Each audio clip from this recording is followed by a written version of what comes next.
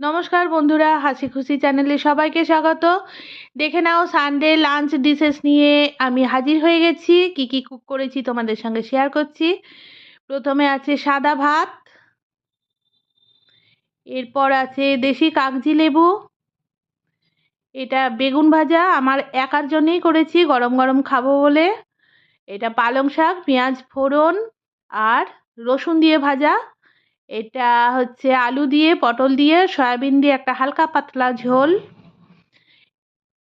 এরপর আছে পাবদা মাছের তেল ঝাল, সর্ষে বাটা, ধনেপাতা আর কাঁচা লঙ্কা দিয়ে।